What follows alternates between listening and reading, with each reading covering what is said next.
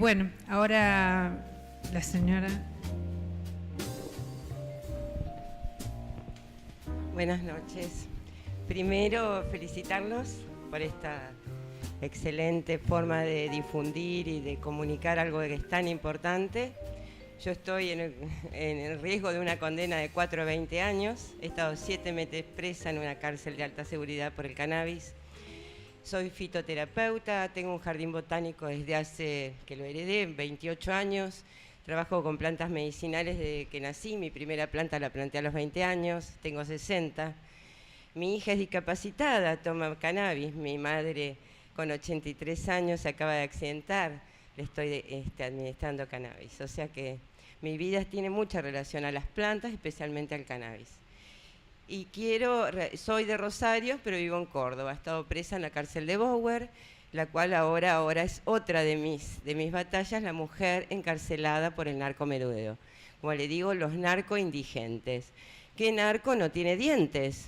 Partí de esa base, es lo que yo les decía a todos los jueces. ¿Qué narco no tiene dientes? O sea, es un narco indigente. Mis amigas, a la cual me siento muy orgullosa, que viven en las villas, que les destruyen las casas, que les destruyen las familias, porque esto no es un problema solo de género, ni de la mujer o el hombre, es un problema de la familia.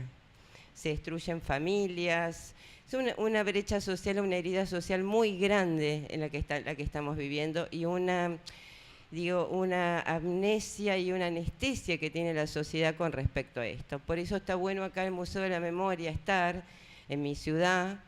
Tal vez de acá partió la orden de matar a mi primo, Rodolfo Segarra, o encarcelar a mi otro primo, Nico Segarra, que fue mi bastión mientras yo estaba presa y me decía, no pierdas la idea de la libertad. Estuvo 7 años preso, de los 15 a los 26.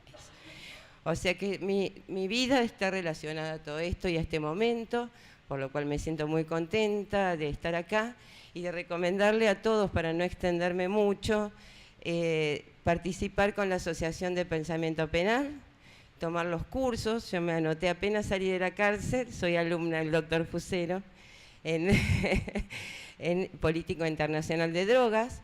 Estoy escribiendo 2 libros, uno sobre las mujeres en las cárceles y otro sobre etnobotánica, que es mi tema, la botánica con la planta del cannabis. Pienso estar mucho más en Rosario, en la medida que lo jurídico, a pesar que hablé ayer con mi abogada, me dice que no quieren tocar mi causa, está ahí perdida. A mí me gustaría que fuera juicio oral, porque las causas que van a juicio oral sacan a la luz las cosas. Yo me arriesgo, por supuesto, a tener una condena de 4 años que es de realización efectiva, pero no me importa. A mí me gustaría ir a un juicio oral y en eso estoy luchando también para sacar en Córdoba el desastre que es la provincialización del narcomenudeo. Es un verdadero desastre. ¿Y el negocio cuál es? La FPA. La FPA le sale a la nación, o sea, nos sale a todos, que es la Policía Especializada en Narcóticos de Córdoba, 18.000 millones de pesos. Y es un gran negocio. ¿Y qué harían si no lo tienen? ¿No? Y las cárceles son un gran negocio. Cada preso, yo en esos 7 años presa salí 2.000 pesos por día. ¿Cuánto se gastó? ¿Puedo asegurar? Ni 500. También otras invisibilizadas son las guardiacárceles.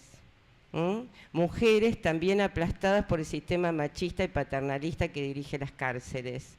No hay que olvidar a las mujeres policías y a las mujeres guardiacárceles, porque si en esto tenemos que trabajar en conjunto. Acá ya se terminó aquella batalla que fue parte de esto también. Acá todos tenemos que estar en conjunto, porque también son víctimas del paternalismo y del machismo. Así que bueno, mi nombre es Paula Culasiati, tengo un grupo que se llama Mayores Cultivan, me van a encontrar en Facebook y en YouTube, y en lo que pueda colaborar acá. Me gustaría mucho el tema de la Defensoría de Santa Fe. Gracias.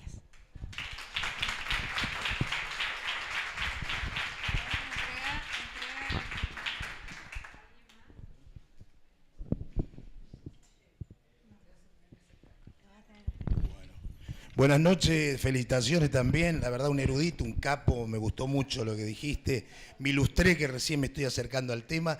Y mi pregunta es, yo he estado en la marcha pro liberación del consumo personal o del cultivo personal, Y la pregunta es, yo vi que hay un colectivo muy grande, es enorme la cantidad de gente que participó.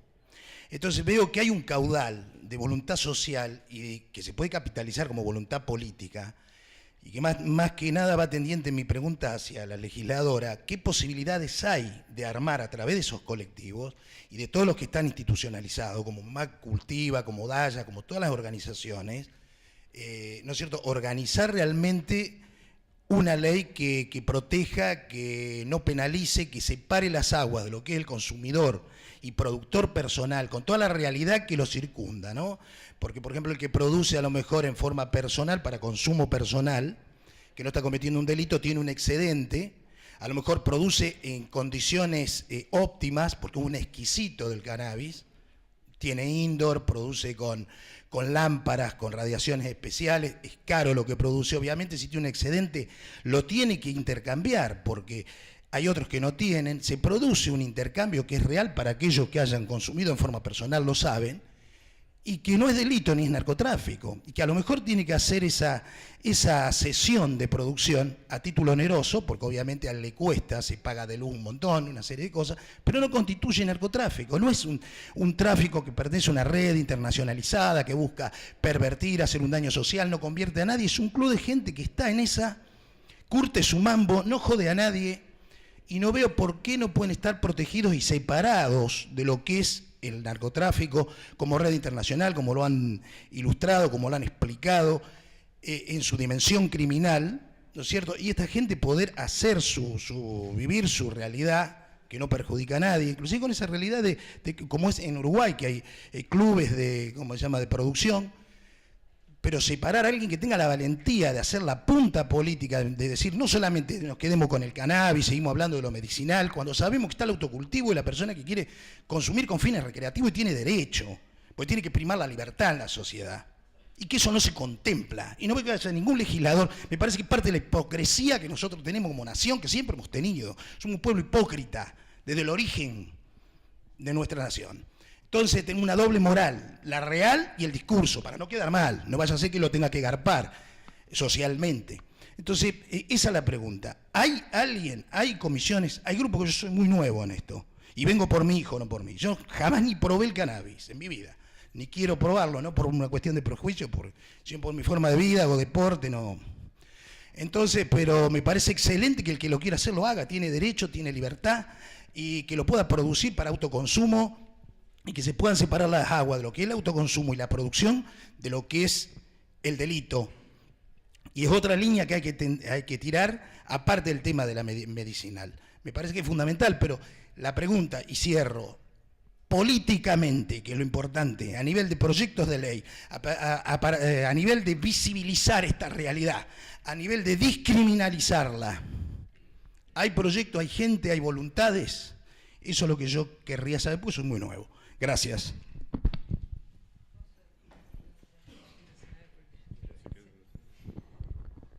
Te voy a decir que esto es legislación de la nación, no es legislación provincial. El doctor Fusero está más en conocimiento del tema. A nivel provincial, la ley que se dictó, que tiene que ver con el uso del cannabis y con fines medicinales, se hizo con el apoyo, el asesoramiento de todas las organizaciones de familiares que plantean el tema del autocultivo, etcétera. Pero estamos hablando, en este caso, de legislación de la nación y, bueno, te paso al doctor.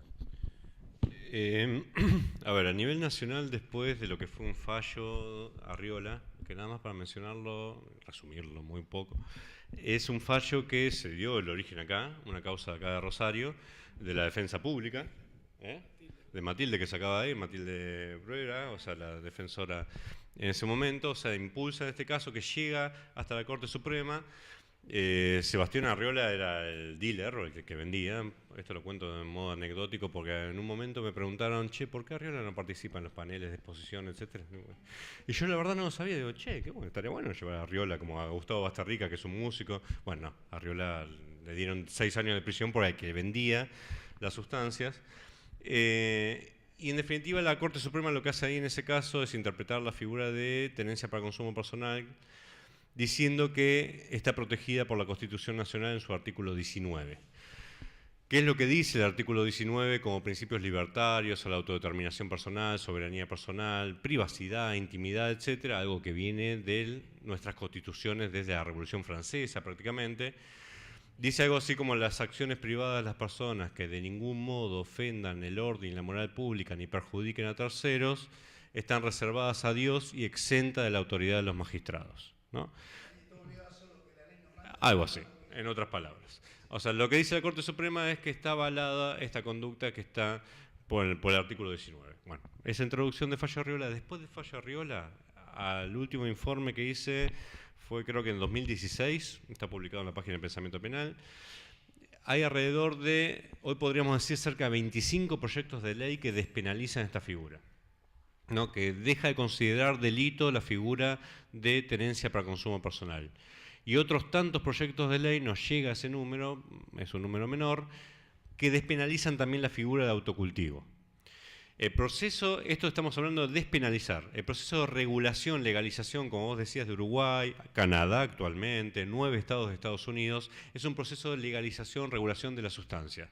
El abordaje de despenalización impacta sobre conductas humanas y el abordaje de regulación o legalización controlada, que son sinónimos, impacta sobre sustancias. Vos podés legalizar el cannabis, la cocaína, la heroína, lo que sea, ¿no? Y vos podés despenalizar la tenencia, el autocultivo, el consumo ostentoso, bueno, conductas humanas. Esa es la diferencia terminológica.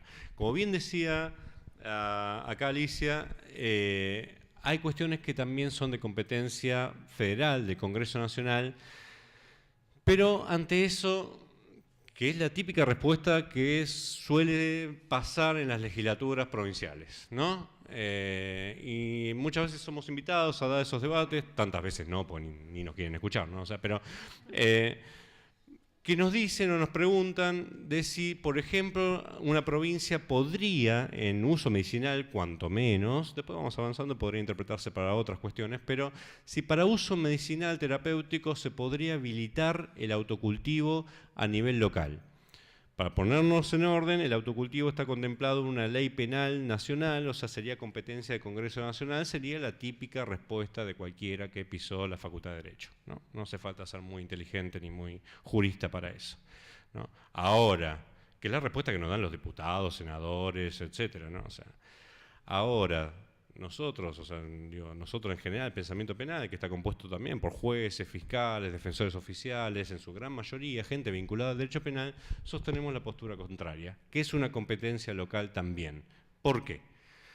Un detalle técnico que hace falta explicar, que el artículo 5 de la Ley de Drogas, donde se penaliza, entre tantas otras figuras, se penaliza el delito de cultivo, tiene, podríamos decir, dos requisitos de punibilidad, dos requisitos que, si se cumplen, recién podría ser penalizada esta conducta. ¿Me seguís? O sea, estos dos requisitos son que la conducta se realice con destino ilegítimo, el primero, y sin autorización. Nadie podría suponer que el uso terapéutico medicinal de una sustancia es un destino ilegítimo, ¿no? Por lo cual el primer requisito de punibilidad lo tendríamos saldado. La conducta no podría ser penalizada bajo este requisito. El segundo requisito de punibilidad, que es la autorización, ahí está la gran pregunta. ¿Quién puede autorizar? ¿No? Si tendría que ser algo monopolizado por el Estado Nacional con su hoy por hoy régimen de la 27350, etcétera, el Ministerio de Salud, etcétera, o podría ser una autorización mediante una ley no penal, que lo penal sí es competencia del Congreso Nacional, sino una ley administrativa que es competencia local, principalmente porque hace a dos competencias concurrentes que tiene tanto las provincias como la nación, que es salud y derechos humanos. Entonces, si lo interpretamos de esa forma, una ley administrativa que en definitiva, para bajarlo a tierra, sería una ley que diga, no sé qué requisito regulatorio podríamos ponerle a el autocultivo con fines terapéuticos, improvisemos, no es que esté de acuerdo, te digo, bueno, determinada cantidad de plantas, determinada cepa, determinada semilla, determinado ambiente para cultivar, no sé. Discutamos después cómo se regula, eso no está en debate, o sea, ahora. Es la facultad local que tendrían cada una de las jurisdicciones bajo estas dos competencias en salud y derechos humanos. ¿Qué me pueden decir respecto de eso? No, bueno, pero va a saltar Nación y en definitiva Patricia de vuelta. Patricia nos va a intervenir y no sé qué va a pasar, ¿no? Bueno, a ver, hay algo que es extrajurídico. Para tomar cualquier abordaje que exceda el prohibicionismo, todo lo que estuvimos viendo, la guerra contra las drogas, hay que tener algo que es extrajurídico, que es coraje político, ¿no? Plantear el tema, someterse al escrutinio del electorado respecto de un tema tan tabú, etc.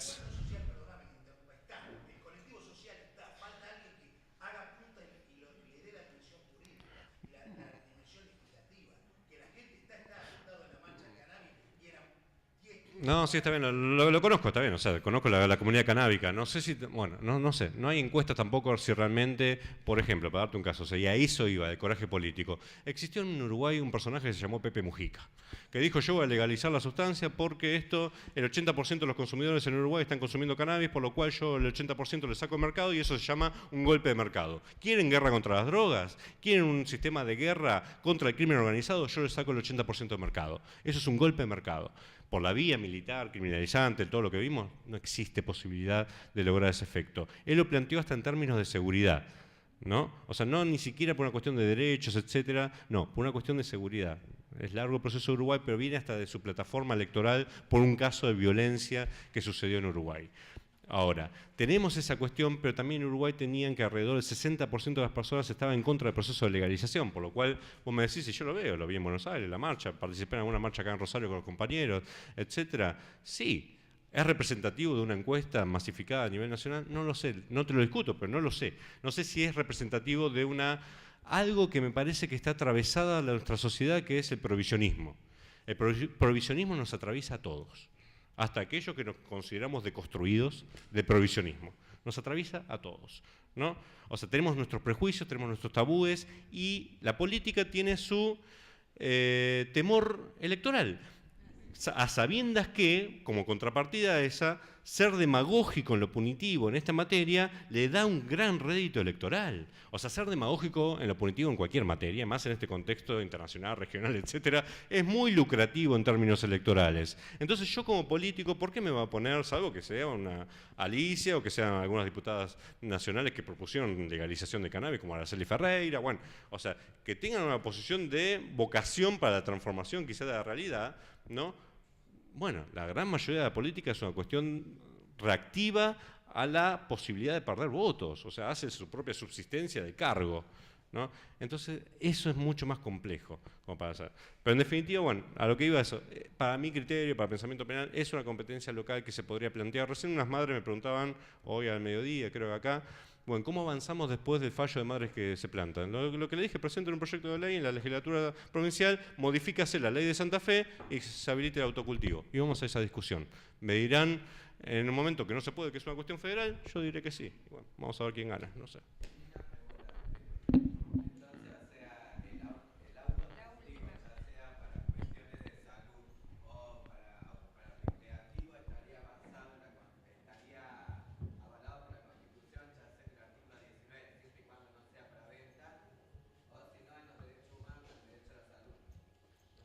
Sí.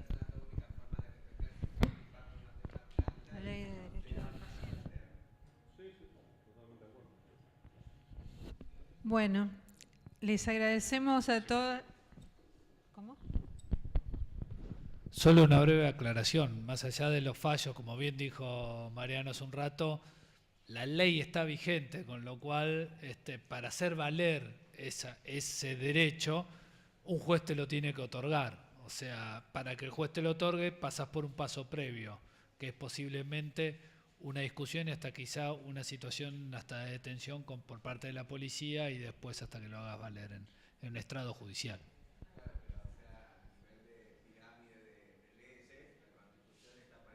Sin ninguna duda de eso, claro.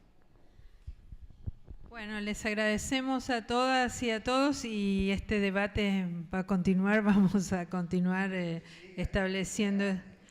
Sí, yo creo que ya es grande.